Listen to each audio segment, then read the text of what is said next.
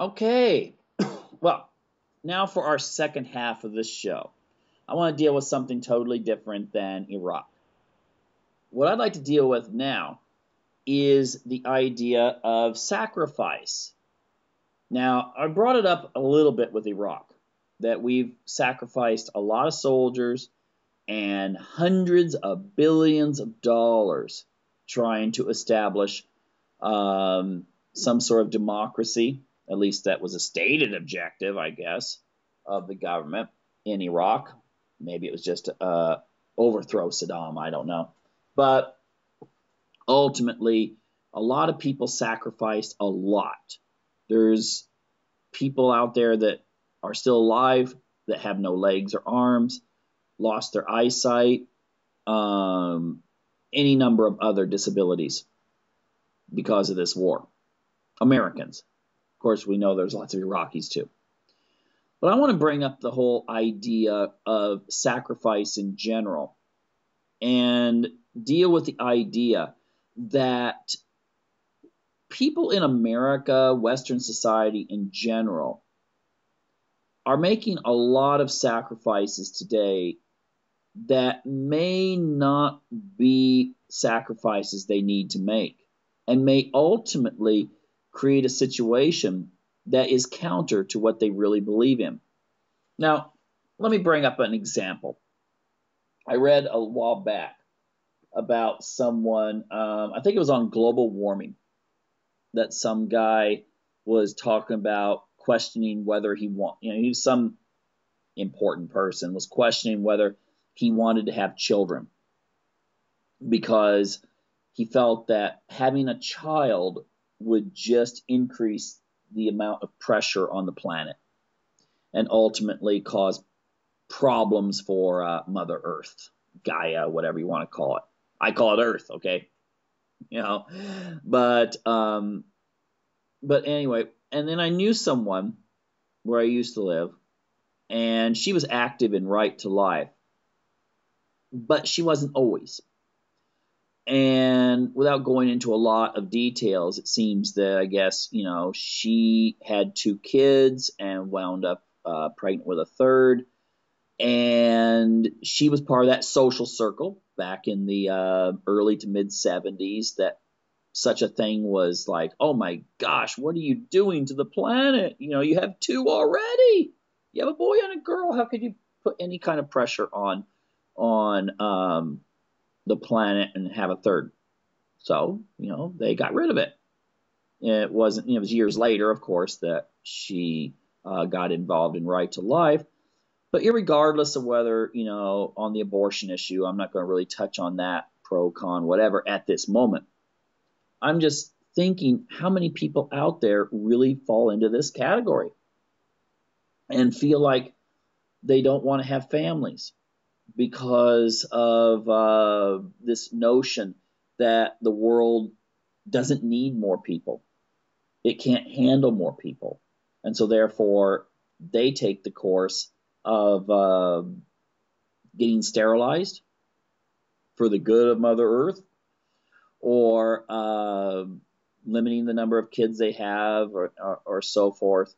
And I'm not sure if this is really a sacrifice people really need to be making. I don't know if they've really thought this out very well. But I'm going to deal with that issue and deal also with the issue of the idea of globalization and the sacrifices people have been asked to make there. Of course, they've been told that it will help them in the long run, but I don't know if it's really helping people by saying that we will close down factories, mines, forestry, and other resource-based industries in the United States and send them somewhere else, all in the name of some sort of global ideal. And this too, I see as a Western people's sacrifice, when maybe it's not well thought out. Okay, So I'm going to deal with the whole idea of family, and then I'm also going to deal with economics. First, let's start with family. Okay. A society needs to have, and this is bare minimum, assuming no wars, no major diseases, or anything like that. A society, culture, subgroup, whatever you have out there, could be based on ethnicity, could be based on nation, could be based on religion, needs to have approximately around 2.1 to 2.2 average births per female in that society. Okay, that's minimum.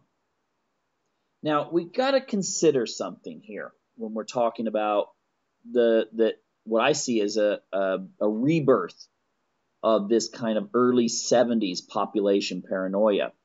I'm seeing it starting to creep up in more left-leaning programs, news articles, and so forth. And I think it's something that is going to accelerate, which is somewhat ironic since the population's on decline in most countries in the West. But anyway, here's the thing: you need women to have this population size. Now, let's assume that everyone just had 2 kids. A stated goal, 2 kids. Okay, just assuming. Now, if everyone sets a maximum level of 2 children per family in some sort of, we will sacrifice having any more, we'd like to maybe have 3 kids or 4 kids or more. There are a lot of women and men who do want to have large families and decide not to, even though they have the economics, the education, so forth. They can easily handle a larger family. But they stop at 2 because they feel pressured by society and so forth that this is not the right thing to do. And unfortunately, when it comes to religion, it used to be a counterweight that used to say, well, our religion says you should, whereas a society says you shouldn't. Most religion in America today is pretty much castrated. Don't you agree? I mean, it's still there. It still has all the ritual and so forth. But when it comes to real social statements and policy and really being the kind of rebels that John the Baptist or Moses or Noah, hey, think about what Noah was like. Come on, he must have been like a real super rebel. Okay? He wasn't some little chubby Santa Claus in a Middle Eastern outfit, basically herding animals. Okay, that's cartoon. This guy probably ruffled a lot of feathers, and he was probably of the upper or rich class. I mean, how do you afford to do what he was doing if you weren't? So he ruffled a lot of feathers.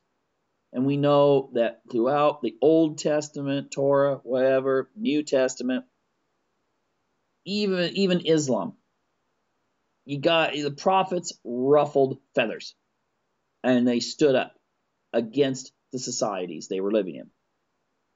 Okay, uncomfortable. Come on, do you think most of the priests and ministers and so forth in America really are of that caliber? Okay, I don't think so.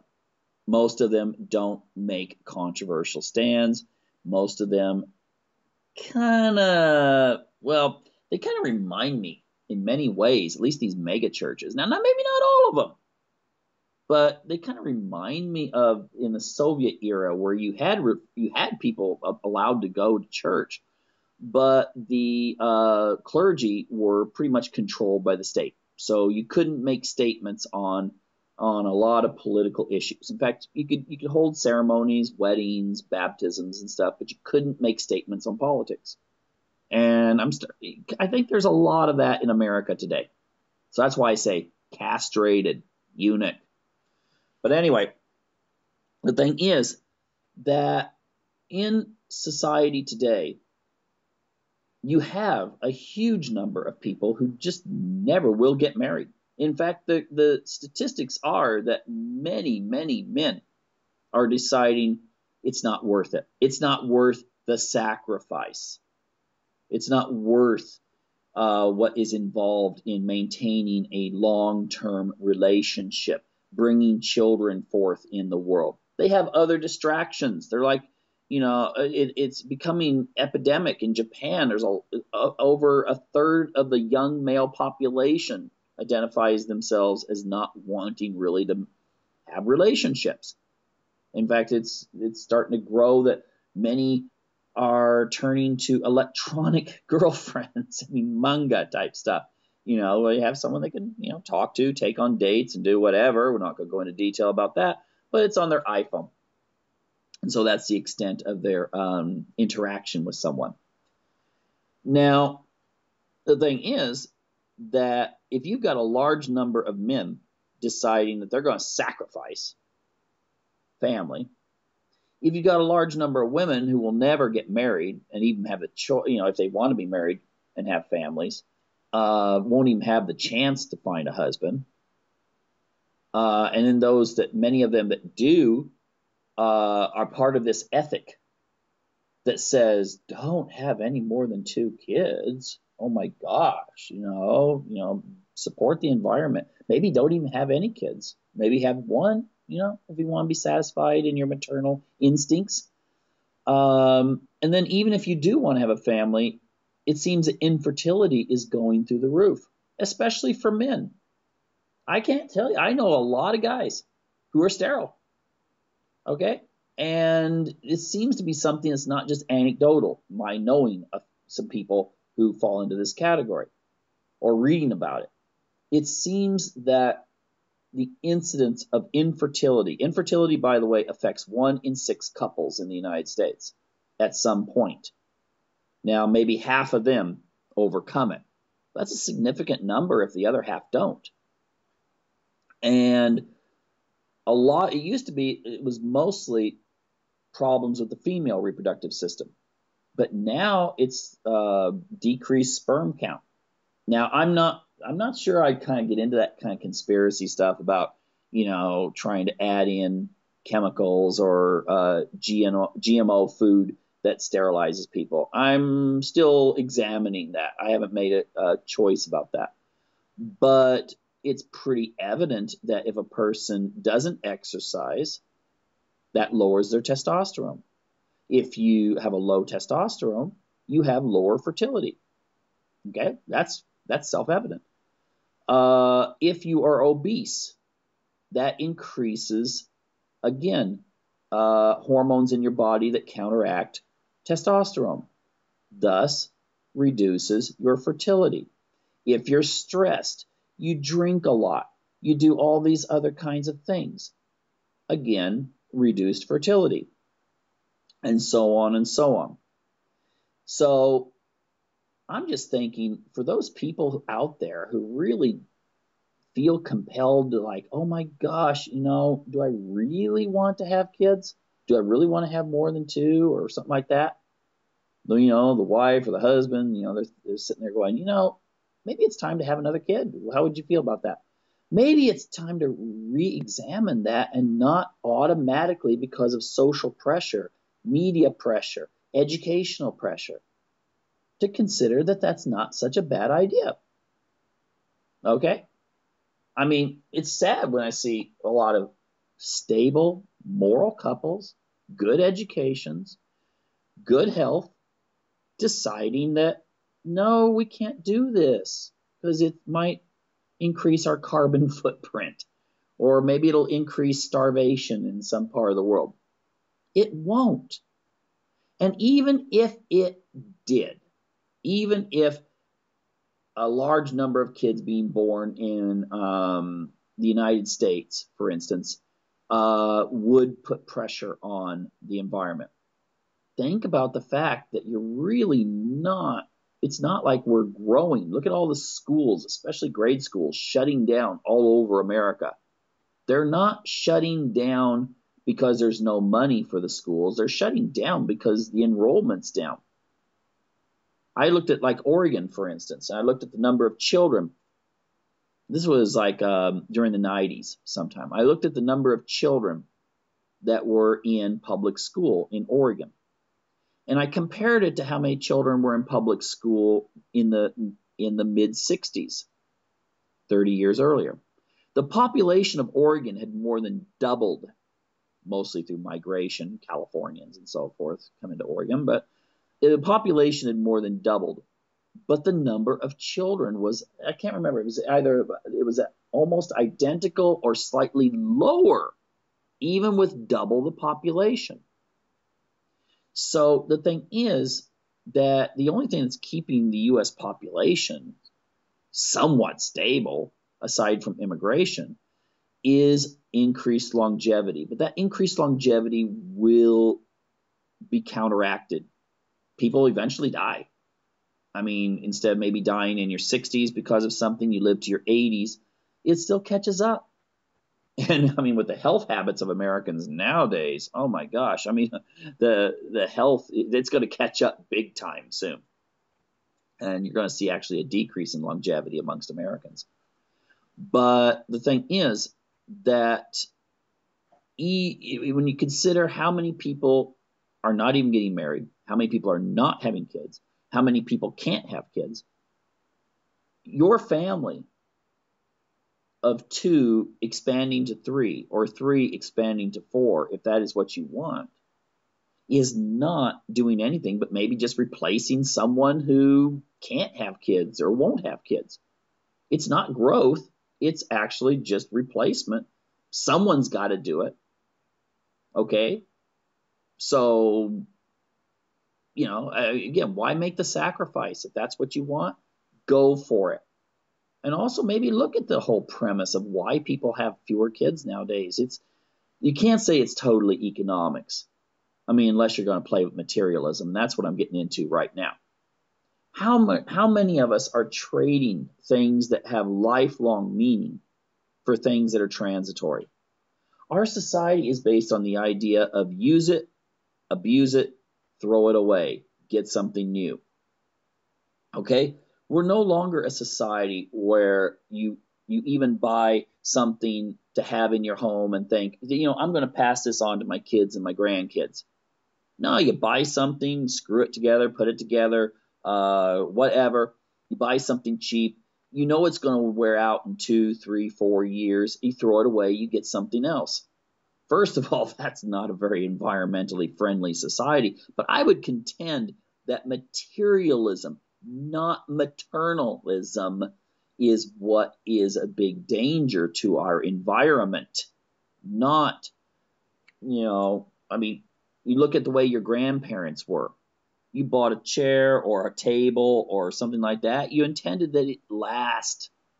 That uses a lot less resources buying something that you're intending to keep for 20, 30, 40 years than buying something that's like, okay, well, when it gets scratched or chipped, I'm going to throw it away and go buy another one. And if you take a look at how many people go into debt so they can have a car that's really fancy, I mean, we could deal with Freud when he was talking about what a car symbolizes for someone when, you got some guy buying a big, fancy, expensive car that costs more than his parents bought for their house when he was growing up. And, there's some compensation going on there. But really, what really is important? I think probably when it comes to happiness and contentment, the family driving around the 10-year-old van with 4 or 5 kids piled in is probably way happier than the couple with no kids driving their fancy sports car down the road. I mean, ultimately, it's going to turn out that way anyway. Because you know what? The youngness, the youthfulness, when you're in your 30s or 40s or even 50s, that's going to transcend. In 20, 30 years, what are you going to have? You're going to be old. And the people that had kids, they're going to have a family. They're going to have a network. The people that sacrificed, well, I don't even know if they're even going to have Social Security and pensions to take care of them because the economy does not. I mean, if you look at the economy, it's, I don't know, it's like having a wooden boat infested with termites. It's still floating, but eventually it's just going to crumble and sink. That's my prognosis. And that's not the end of the world. If the economy collapses, people that have family will still, have each other. People that don't, well, See how much that fancy home or that fancy car is going to be worth after that. So anyway, take a look at what we're teaching. Those who do have kids, look what the society teaches them. Look at children's TV, without mentioning any networks or programs or whatever specifically. Look what it teaches them. That everything is a joke. There is nothing to sacrifice for. And we're wondering why kids don't do as well on tests as they used to. We're wondering why they're doing worse in regards to dealing with pressure at school or in life or at their jobs. And we raise them on the idea that every problem is solved in 30 minutes, or that it's just something to laugh at. Or the solution when you're having a problem is go out and shop and buy more things. Or if someone says something to you, you don't learn diplomacy. You don't learn how to interact with people effectively. You learn how you watch TV where it's just some silly one-liner you throw. Our politics are even turning this way. It's almost like we relish in the idea, hey, he or she has the best one-liners. I'm going to vote for them. And you don't look at what their substance is. Well, if you have a society that has lost the concept of what it is to sacrifice, of what it is to do without, and then on TV that's just reinforced. In fact, it's even done more so because most people don't have those wonderful glittery lifestyles on TV. Okay? They're fake. They're artificial. And if they are real, then you get some movie star or something people look up to, or singer or sports star, and you see the outward appearance. And people are willing to sacrifice everything to have that kind of lifestyle. I saw a picture. So it was one of those Facebook memes, but it was really good. It was on an Arab site. And it shows a picture of a guy, and he's got a thing attached to his head, and then like a fishing pole out in front of his head, with money dangling down, and he's chasing it, and he's about ready to fall into his grave. Essentially with the message that, sacrifice everything to go for that money, and then you die. I mean, what kind of reality is that? What kind of purpose in life is that promoting? But it is the way people are living nowadays. Oh yeah, if I have time to fit it into my busy schedule, I may do this or this or this. We see it in politics. You tell someone, hey, do you realize what's going on here? Do you realize how far we've gone, and maybe we should do this, or maybe we need to try to organize something? And they say, I don't have time. But they do have time to sacrifice to sit in front of a reality show. People that, when it comes to health, they'll spend 4 or 5 hours watching TV, when just an investment of 30 minutes a day, go out for a walk or something for a person that's healthy, starting out, would make them healthier and preserve their health. You always have to throw that stipulation in. Check with your doctor first. But the thing is that we're becoming a society that has lost the idea of true sacrifice to bring something better. And instead we're sacrificing the good things, the things that used to define us as a people, the things that used to define us spiritually and in all other areas of life. And we're sacrificing those things so that we become an image on TV of what we're supposed to be. We fit in, we become consumers rather than citizens. We become obsessed with the way we look versus our character. We become obsessed with the kind of car someone drives instead of their ideas, to the point that I think that if you have a situation where someone comes on TV and they say they've got some they're being interviewed on TV, and it's a woman, and she's dressed very conservatively, and maybe something that she bought or made herself or bought very cheap. We have a tendency not to trust her as much as the person dressed nicely in the fancy outfit. We trust the guy in the really expensive tailor-made suit before we trust the guy in a simple sweater.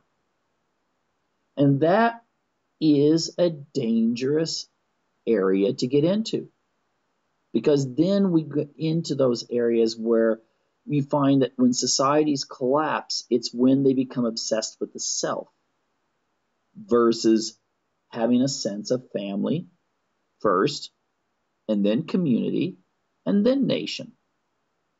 We instead, it's all me, myself, and I. And ultimately, psychologically, I don't think that's going to bring people happiness. Ultimately, it's not going to do our society any good, because you can have, in America, you can have 330 million self-absorbed people, and maybe temporarily that'll be great for selling all kinds of plastic goodies you import from other countries. But something's going to happen in the future eventually that you're not going to have the means to get all those plastic goodies. Then what? And then when you wake up one morning and realize nothing is made in America except cheap burgers and corn chips, that everything's made in other countries, and the economy collapses, and then, you don't have that thing to fall back on. See, the Depression, when the Depression hit, the economy got back on its feet because we still had the infrastructure. People forget that. We still had the mills that just had to be restarted, especially when World War II started. We could just clean up everything and get everything rolling again. Well, those mills have been turned into scrap iron, or been torn down, or been turned into microbreweries. So the next time the economy of the world corrects itself, and you wind up with an economic downturn on a massive scale, and then it builds itself back up again, you won't have that infrastructure in the United States anymore, or Europe for that matter, especially Northwestern Europe. You won't have it. So then what? You can't have an economy based on hamburgers and corn chips. Anyway, the thing is, I'm not trying to be depressive. I'm just trying to say this. Those people who put their priorities right, who maybe make the sacrifices in the right areas, may be the ones who, no matter what happens in the future, they'll be in a better position. They'll have one another to fall back on and be able to climb out, because, it will get better eventually. But those that are sacrificing for the plastic today, who knows? I mean, I don't know. I don't know if the government will be there to take care of them, if they don't have families. Maybe those sacrifices they made ultimately won't matter, even in that economic sense. So anyway, just a few thoughts there for people to think about when considering the future and considering trends that they see around them today. And again, like I say at the beginning of our shows, question authority. Question me, but also, maybe question what you've been taught and what you hear in the media and what you see in the media and what the government tells you. Anyway, just wishing you all a happy week, and catch you next week on another episode of Unlock the Door Radio here at UCY TV.